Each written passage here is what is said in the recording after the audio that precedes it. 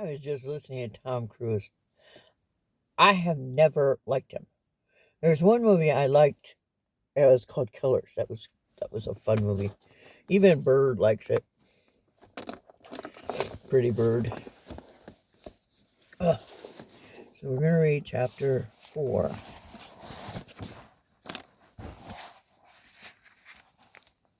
In False Dawn by Edith Wharton. Today I got 3 Zane Greys. I'm going to sell them, but I'm going to read them on here also. He died in 37, so let's see, 37 to 2000 is 363 plus 23 is 86, so he's been dead long enough. Okay. Louis Racine stood on a projecting rock and surveyed the sublime spectacle of Mont Blanc. It was a brilliant August day, and the air at that height was already so sharp that he had had to put on his fur-lined pelisse. I have no idea. Maybe you want to look it up and find it and stick it in the comments. Pelisse. Pelisse. Behind him, at a respectful distance, was a traveling servant who at a single had brought it up to him. Below, in the bend of the mountain road, stood the light, an elegant carriage which had carried him thus far on his travels. Scarcely more than a year had passed since he had waved a farewell to New York. From the deck of the packet ship headed down the bay, yet to the young men confidently facing Mont Blanc, nothing seemed left to him of that fluid and insubstantial being, the former Louis Racine, save a lurking and abient fear of Mr. Racine Sr. Even that, however, was so attenuated by distance and time, so far sunk below the horizon and anchored on the far side of the globe, that it stirred in its sleep only when a handsomely folded and woofed letter in his parents' writing was handed out across the desk of some continental counting house. Mr. Racine Sr. did not write often, and when he did, it was in a bland, stilted strain.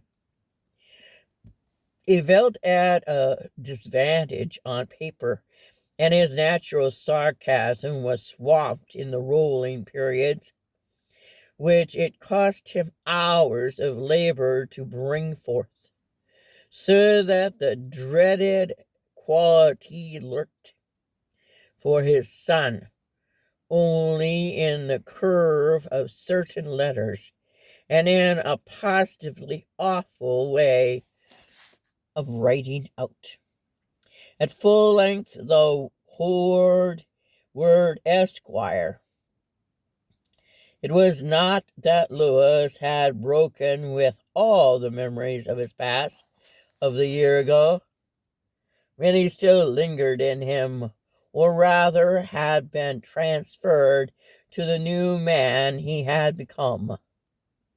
As for the instance, his tenderness for Tracy Kent, which somehow, to his surprise, had abstinently resisted all the assaults of English keepsake beauties and almond-eyed hours of the East. It startled him at times to find Tracy's short, dusty face, with its round forehead and widely spaced eyes, and the high cheekbones starting out at him suddenly in the street of some legendary town and in the landscape and languid beauty, just as he had now again been arrested in an exotic garden by the very scent of verbena under the veranda at home. His travels had confirmed rather than weakened the family view of Tressie's plainness. She could not be made to fit into any of the patterns of female beauty so far submitted to him. Yet there she was, ensconced, I love that word, ensconced in his new heart, and made as deeply as in old, though her kisses seemed less vivid, and the peculiar rough notes of her voice hardly reached him. Sometimes half irrelevantly, he said to himself that with an effort he could disperse her once and for all. Yet she lived on in him, unseen, yet infectible, like the image of a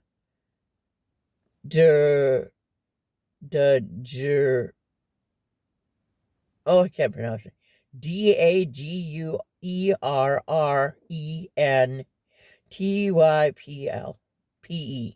Plate. No less there because so often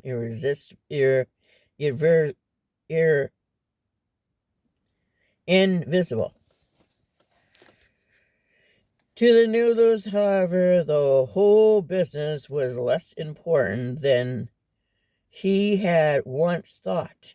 His suddenly acquired maturity made Trichy seem a pelted child rather than the guide of the Beatrice he had once considered her, and her promised herself with an elderly smile that as soon as he got to Italy he would write her. The long letter for which he had now considerably in her death. His travels had first marred him to England.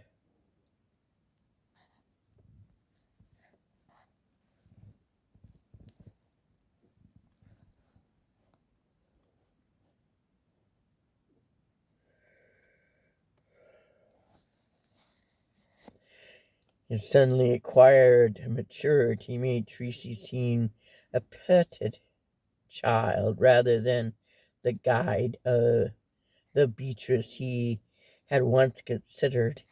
He promised himself that the elder smiled that as soon as he got to Italy he'd write her a letter. His travels had first carried him to England.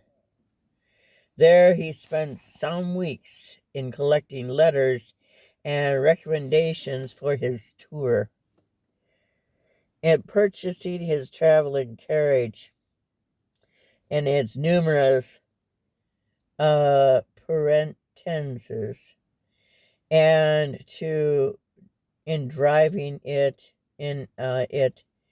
from cathedral town to storied castle, omitting nothing, from Abbotsford to Kenilworth, which deserved the attention of a cultivated mind. From England he crossed to Calais, moving slowly southward to the Mediterranean, and there taking ship for the Pyrenees.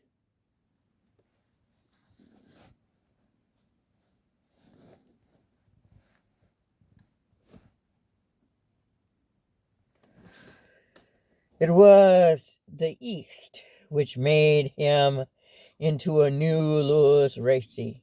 The East, so squalid and splendid, so pestilent and so